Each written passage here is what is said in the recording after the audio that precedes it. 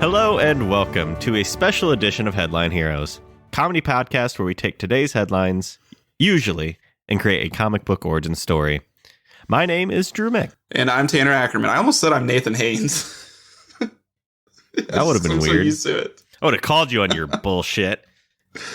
That would have been very weird if I had done that. You're having an identity crisis. So Nathan is not here. He is actually out of town, out of the country, hanging out in sunny Mexico, I think. I don't know. He's very bad at telling us things. Yeah, I had no idea where he was. I just knew he couldn't record. Yeah, he's in Mexico. It's just Tanner and me this time. Tanner, you said you had an idea of what we could do today, so why don't you lay it on me? Okay, yeah, let's just jump right in. Okay, all right. So, panel 1 here. You got Garfield standing on a counter.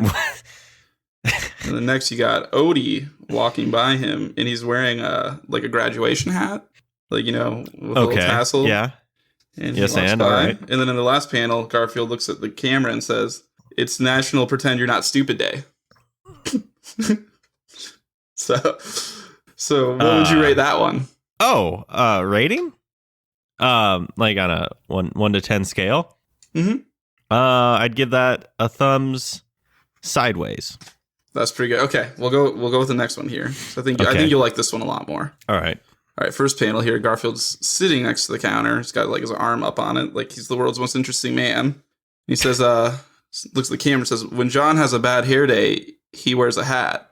So the next panel, you see who I assume is John walking by, but the reason I say I assume is because he's got such a big hat on, you can't even see his face.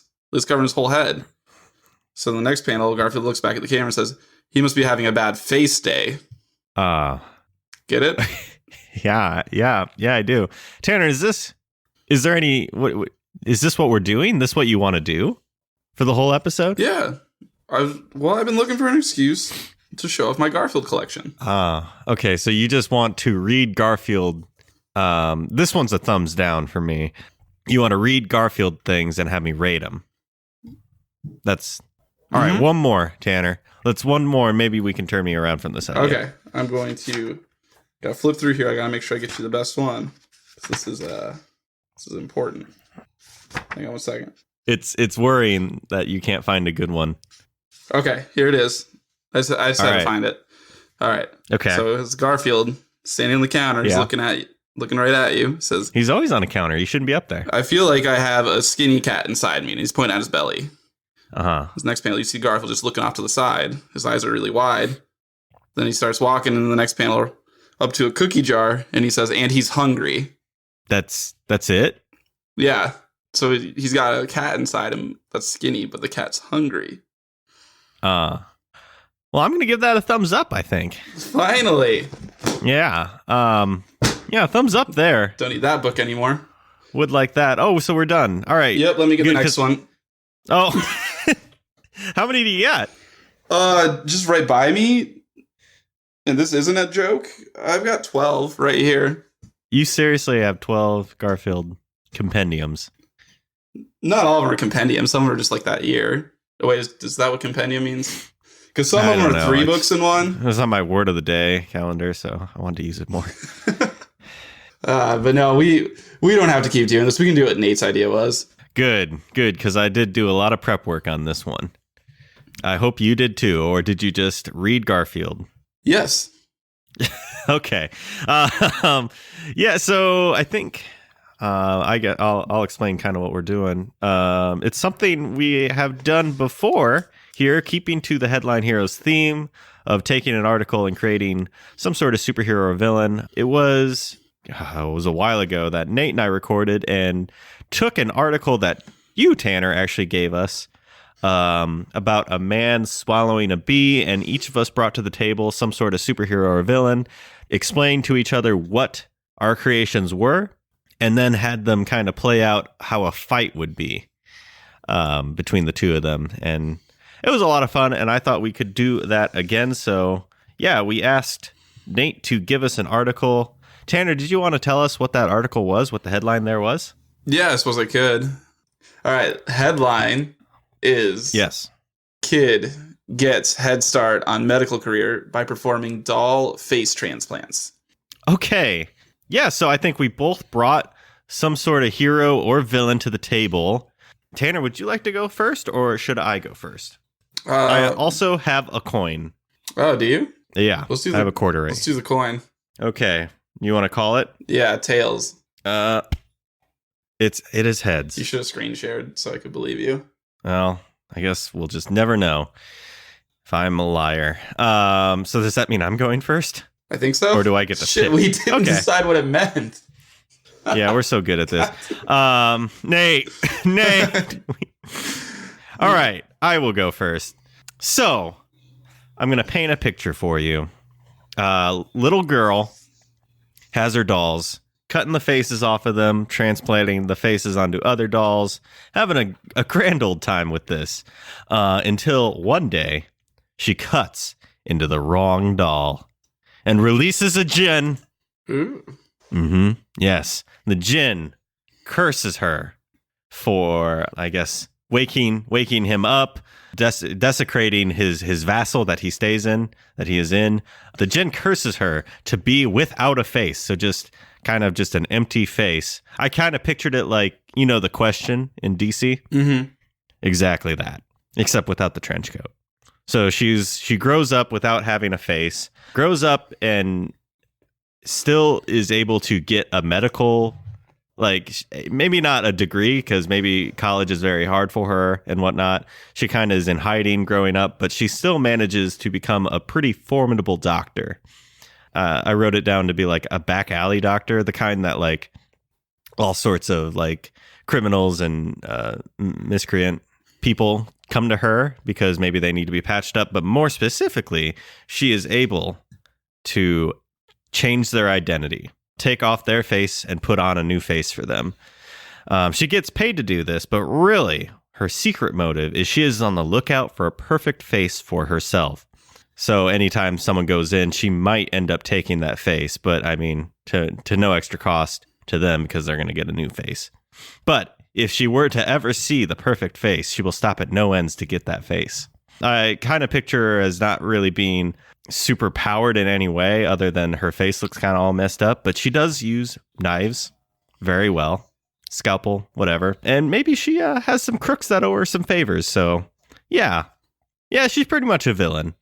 And oh boy, guess what? I didn't name her. Oh, well, if it makes you feel better, I'm realizing now I didn't name mine. Yeah. Well, we can both think about this. What should I name my person? Blank check, because she's got a blank face. And it's a good movie. Blank checkup. Darcy. Clean slate. Ooh. Because it's like a clean slate, because there's nothing there. Nothing there, I guess, but Dr. No Face. Ooh, actually, I kind of like Dr. Faceless. Ooh, that's pretty good. Ooh, that's kind of sinister. It's very sinister. All right, Dr. Faceless. So that is what I have. Do you have any questions about that? Okay, so you're saying she didn't go to college necessarily? No, I feel like college would have been hard for her. Plus, I don't think she would have been able to go to college because I think she had to be kind of underground because, I mean, how do you explain her face? It's the science community. They'd probably want to do all sorts of experiments on her. Like, how's she seen? That's a really good point. So I feel like college was not an option for her, sadly. She's very bitter about that. She couldn't live a normal life. But she's really good at like replacing people's faces. So is this like is it Face Off where she's swapping faces? Or she just changing their faces. Behind the scenes of Face Off, actually, she's there. She's not ever on the camera, but she is there, and she does take John Travolta's face and puts it on Nicolas Cage's face, and vice versa. Okay, so she is swapping people's faces. Yeah, she can swap people's faces, or she keeps faces on like standby in case someone needs a new identity real quick. She's got one right there, I see. Okay. Keeps them on ice, Yeah. Yeah. And she's so good at it. Like it's hard to distinguish which face is which face. So she's good at it even though she didn't go to college. So it's not like it's a comically bad job of swapping a face where like no, she's very good, surgically good at this. She taught herself, and maybe she came across some doctor that was like banished or something from the academy, and he taught her everything he knew. Banished? Yeah. It's like a mage's guild, apparently. Yeah, it's the way it is. He lost his chains from the maesters for experimenting too hard. What he wanted to do was put feet where your hands are. The medical world just wasn't ready. The doctors are like, why? No. Okay, we're taking your degree away. And he was just like, I don't need it. But then he had to shut his clinic down. I just love the way you use banished when most people probably would have said like kicked out or banned. No, banished. People kept going to this guy's his clinic, and they would be like, I have a tummy ache, and he's just like, you know what I can do about that? Feet hands. I'm gonna cut your feet off and put them on your hands. And what's weird is that he kept all the hands. So he didn't put the hands where the feet go. Yeah, no, So yeah, this Dr. Faceless met this weirdo, and he was just like, hey, let me teach you everything I know about feet and hands. And she's just like, that's cool. Can you teach me other stuff as well? That's just fun. Yeah, so Dr. Faceless, I imagine dressed up like a doctor, except, and with what's the thing that doctors wear on their head? Like Dr. Mario had one. The like reflective thing? Oh yeah, it's that. What's it She's called? got that on. The reflective thing. Hang on. Gotta know. I don't. It's called a head mirror. It's not even a great name. Huh.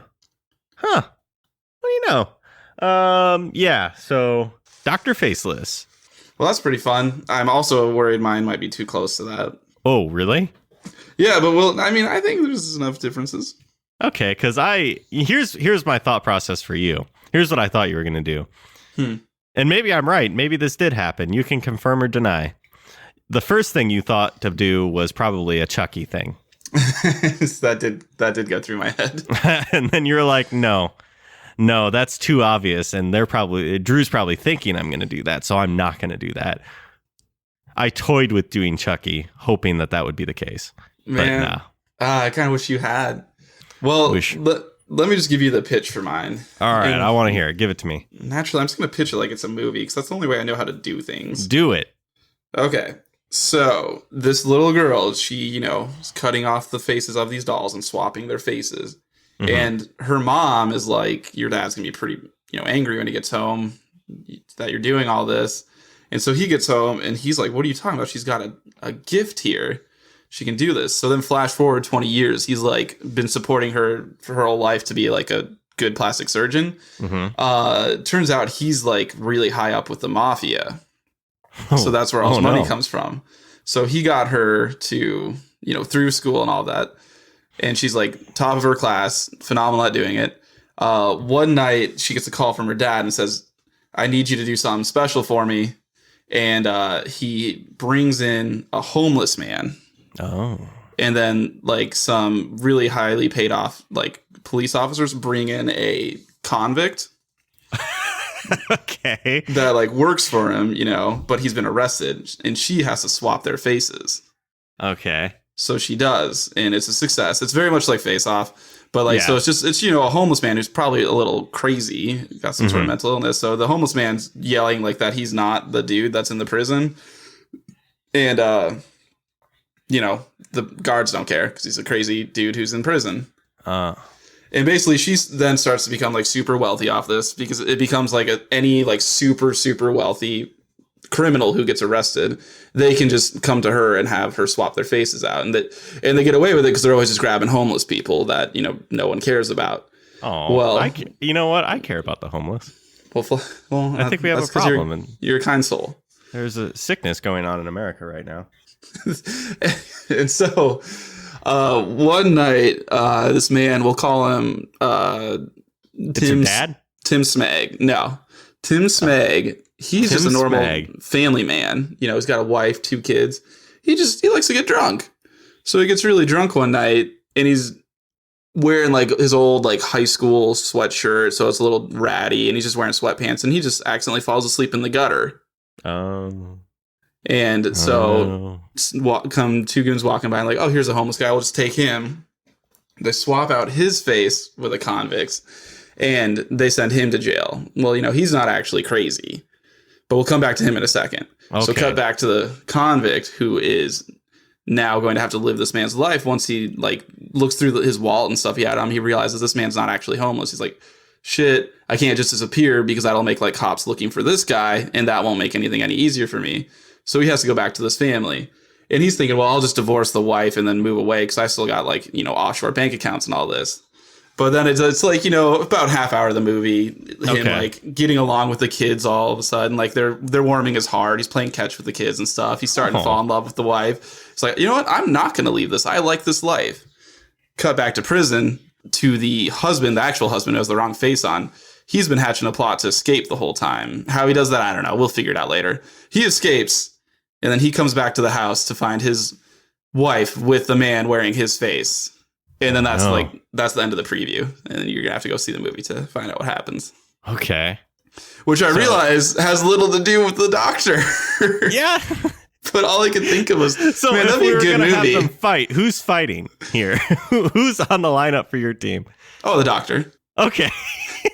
I just really wanted to get that plot out there. You just wanted to do a face-off. Yeah, but it's not quite like Face Off.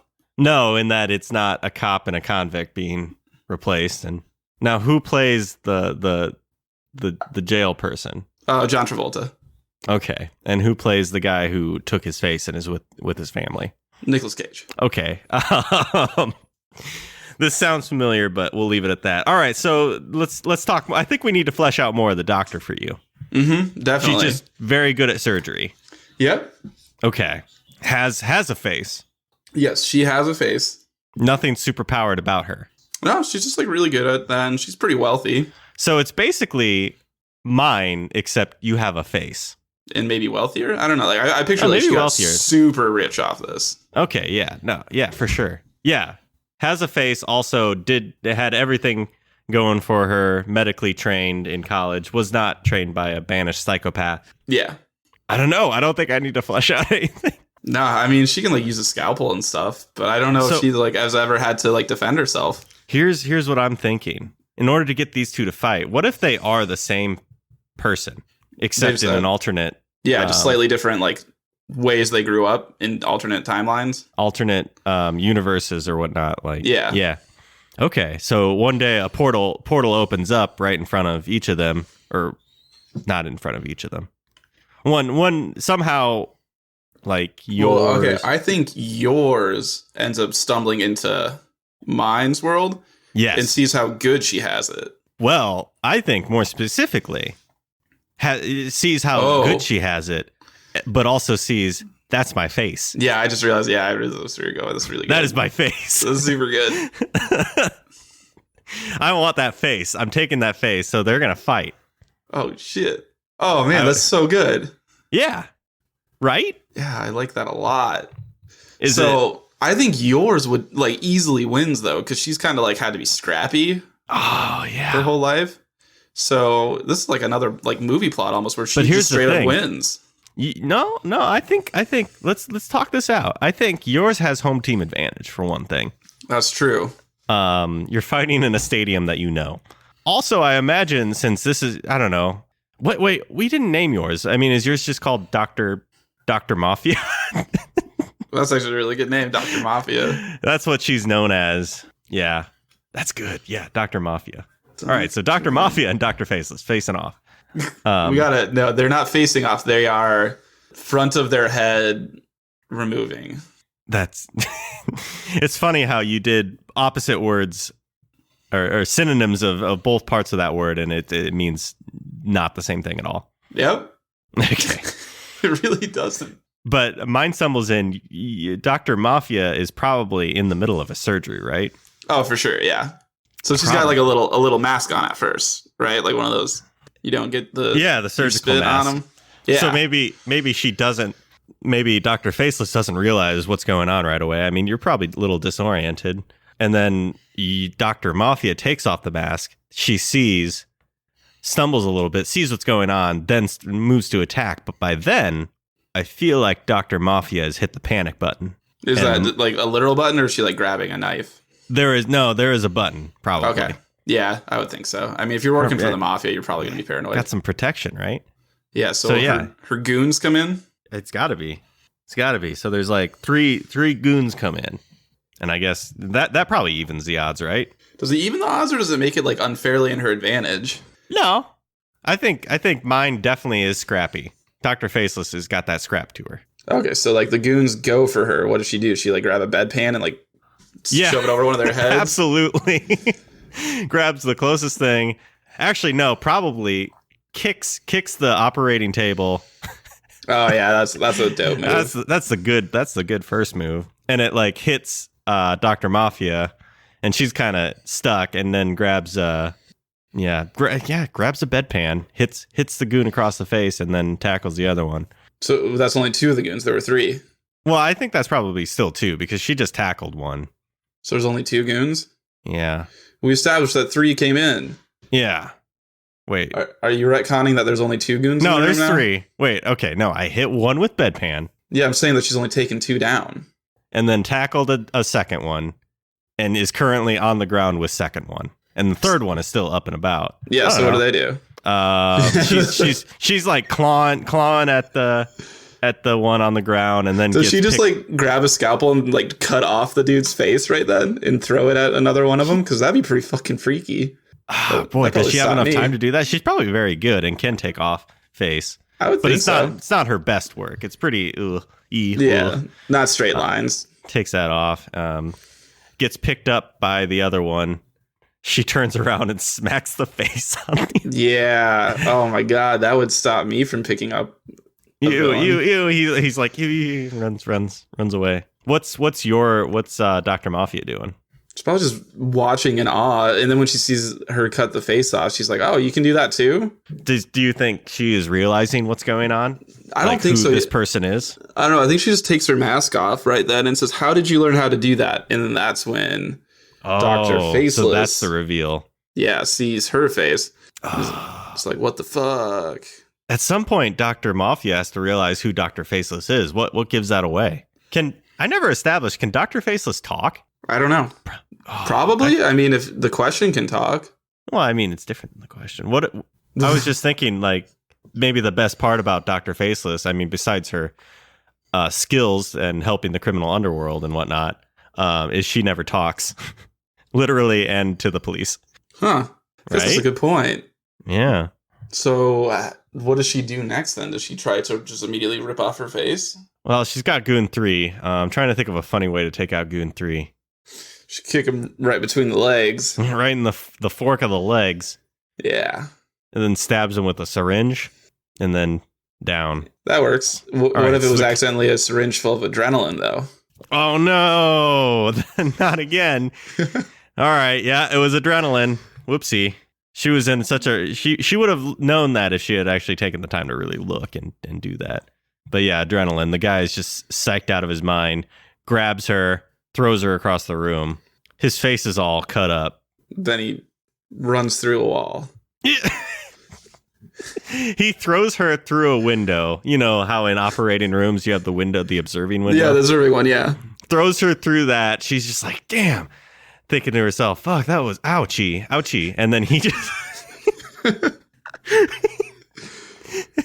he just goes through the wall. He just takes off. He's like, man, I really just want to do push-ups right now. Oh my god! How does she take down this guy? I feel like we just clarified it. How? He ran through the wall. Oh, no, he just leaves. He's like, I gotta go to the gym. I thought you were saying he threw her through the window, and then she like looks up, and he just runs through the wall to get to her. Oh no! Like he just like runs out of the room basically. I need some protein. And Dr. Mafia's just like, God damn it! Why do I hire such stupid people? That's just the typical goon. All right. So now it's Doctor v Doctor. How does Dr. Mafia even have a chance here? She has a gun. Oh, she has a gun. Yeah, I mean, she keeps it right under the operating table. I don't know why she didn't reach for that immediately. Ones. Maybe she did, but she might have. But like, that's right when Dr. Faceless kicked it. Yeah. Well, maybe there's a gun in the middle of the room. Maybe it fell off, and they're both diving for it. Oh, it's from one of the goons. That could be. So they're both diving for it, and then it's like, which one do I shoot? Oh boy, which one's gonna win here? I mean, if I'm being honest, I would bet on Faceless because she's still probably going to win one-on-one if they're just scrapping for a gun. I'm trying to, but that's no fun. We need something. I need a twist. We need a twist here. I've got an idea. Okay. This is so stupid. Lay it on me. Okay, wait. I have two ideas. Lay him on me. Okay, so they dive for the gun. Dr. Faceless definitely gets that gun.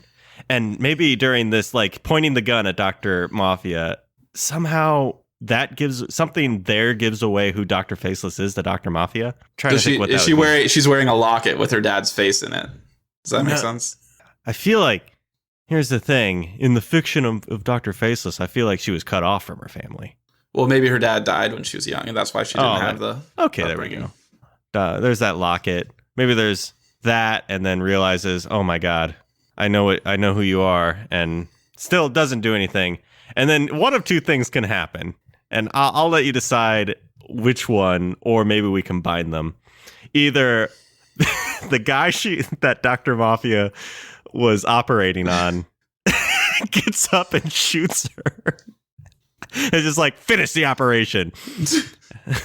Or Tim Smag comes through the door, also kills Dr. Faceless, and says, fix my face. I like the second one. I like Tim Smag coming in. Yeah, somehow Tim Smag comes in. So it wasn't pointless that I told that plot to the movie that won't ever Or be maybe, made. what if Tim Smag is the one that she was operating on? Yeah, I think so. Like, he had already come in, was holding her at gunpoint, and said, you have to fix me. There's a lot of things going on. So she was in the middle of she had just put Tim Smag under. Yeah. Does that mean that also the other guy was there as well? Yep, I would think so. This is at the point where Tim Smag had finally, caught him and was dragging him in with him. That, or the guy was dead or something like that. So, it plays out, the movie plays out, and then suddenly at the very end, this happens. No reference to it at all at any point in the movie. All of a sudden, alternate dimension. Faceless doctor.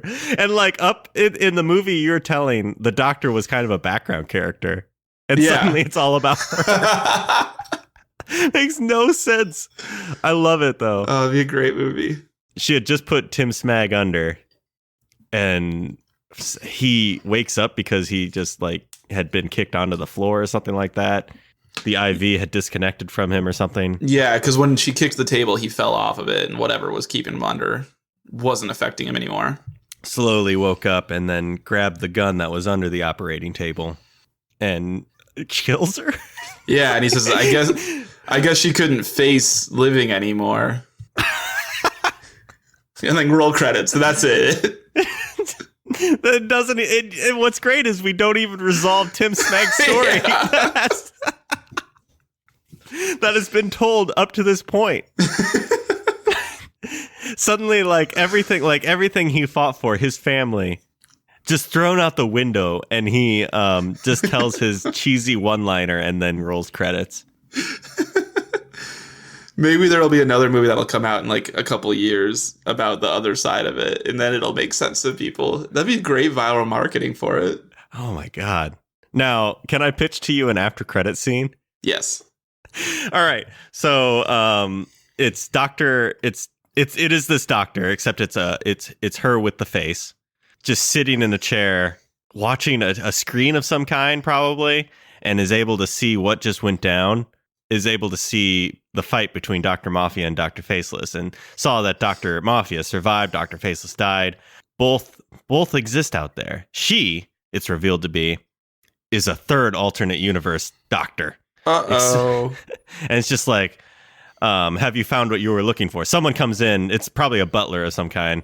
Have you found what you're looking for? And she's just like, yes, after all these years, I finally found what I'm looking for. There's a TV remote to her side. She presses the off button, except her hands are feet. Pans out. She doesn't have feet. Oh.